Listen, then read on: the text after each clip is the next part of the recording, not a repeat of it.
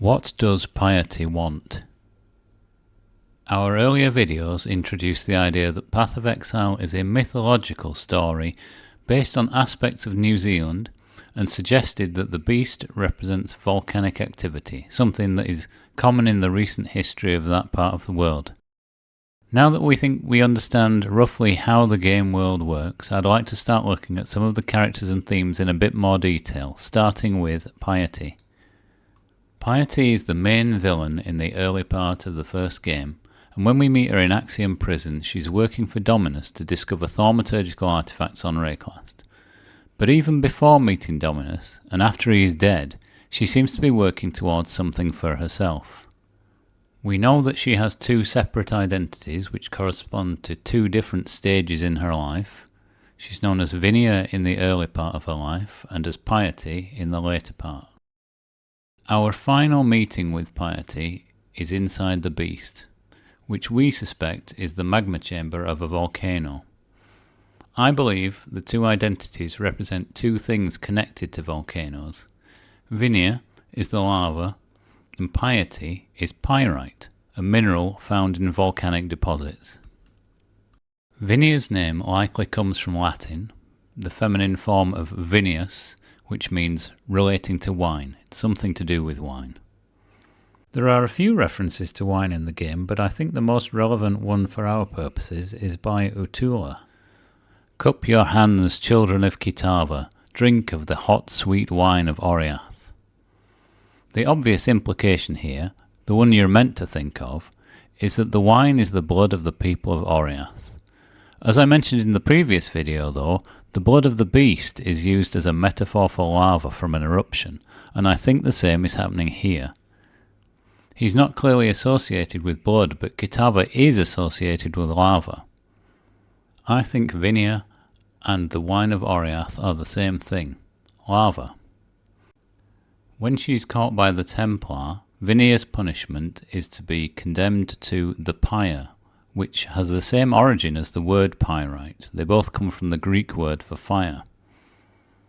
The name Piety itself could be a corruption of the word pyrite, giving the appearance of a mythical story that has been told and retold over time with changes creeping in. Piety's appearance ties these ideas together. She dresses in a burgundy outfit with ornate golden sections, which combines the two colours of wine and pyrite. I admit that this evidence may seem a little thin, as if I just picked out a few vaguely connected things that support my idea, but if we combine them with some information about another character, I think the argument appears much stronger. Malachi is a similar type of character to Piety. He's the senior thaumaturgist of his day, harnessing the power of the beast for his own ends, and we find him alongside Piety inside the beast in Act 4. Perhaps if we could find something interesting out about Malachi, that would support our ideas about Piety. The obvious place to start is the name, which could be a corruption of the mineral malachite. That would be a good fit, as malachite and pyrite are often found together. Something else that supports it is a visual clue from Act 3. In the lobby, at the bottom of the Sceptre of God, there's a statue of Malachi. In one hand, he's holding a long staff that doesn't look like an item from the game, but it does look remarkably like a crystal of malachite. There is another environmental clue from the second game. In Act 2, when the Faradun are mining the rock in the area around Jamun-Ra's tomb so they can create their own caravan which transports the beast. The walls of Mordun Quarry seem to be made of malachite and pyrite. Piety is clearly ambitious and she's working towards something, but during the campaign it is not obvious what that is. Clarissa tells us, "She was striving for something better, nobler. You used to tell me that life needn't be this hard. It's time you all realised that."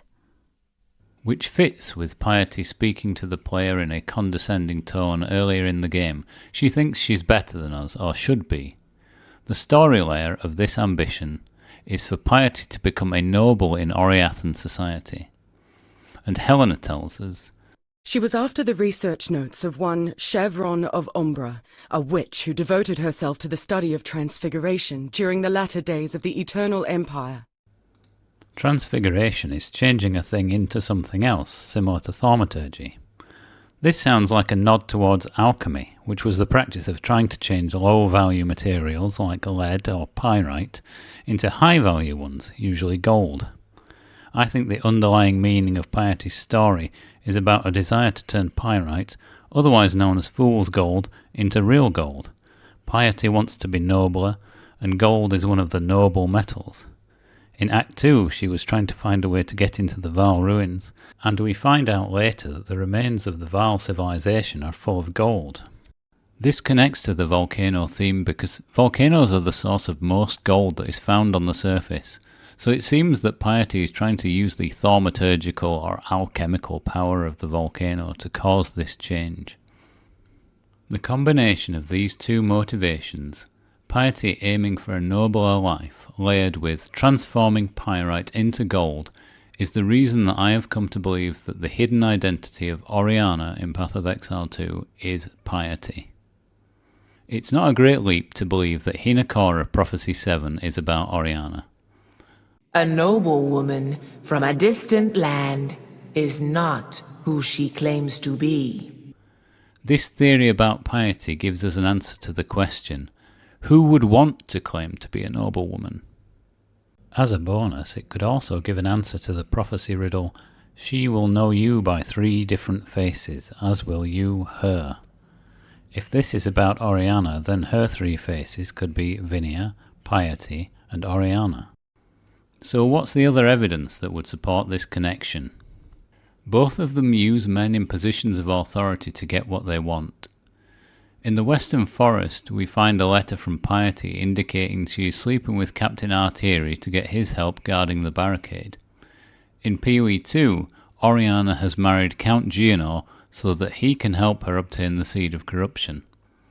Speaking of Gianor, I think it's interesting that the more complete name of Pyrite is Iron Pyrite, and Gianor is known as the Iron Count, so Oriana is the Iron Countess. In one of the PoE 2 trailers, there's a scene where Oriana becomes angry and shouts, "No exile is going to stop me." On its own, this is hard to understand if Oriana is a new character because we don't know Oriana yet or what reason she has to dislike exiles. But Piety basically started the practice of exiling so that she could have something to experiment on, and she doesn't have a very high opinion of exiles. Earlier we looked at the design of Piety's clothes and put forward the case that her appearance reflects something about her character, and I think we can do the same here.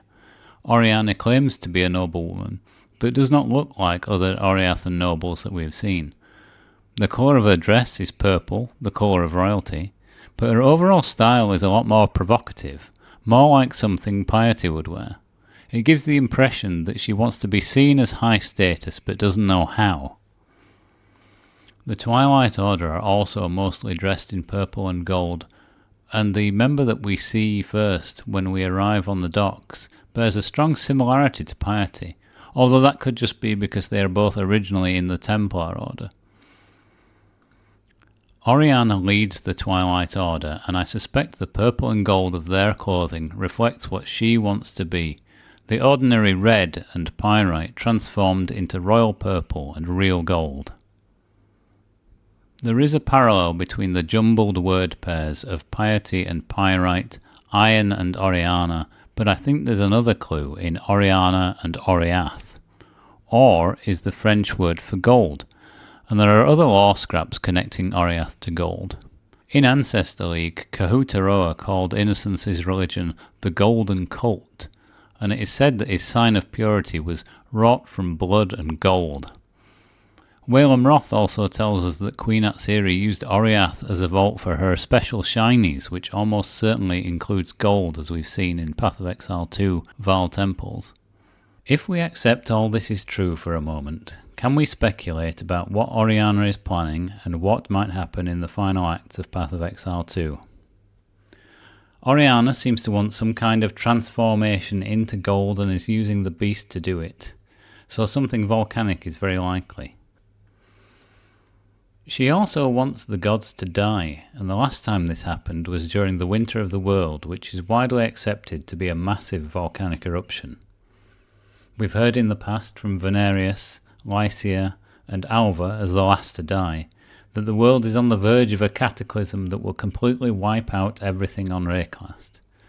The obvious conclusion here is that Path of Exile 2 is leading up to an eruption on an epic scale, or at least the potential for one. But as the alchemists of the past discovered, Oriana's dream of transformation is impossible. Just as Piety cannot convincingly become a noblewoman, neither can Pyrite be transformed into gold.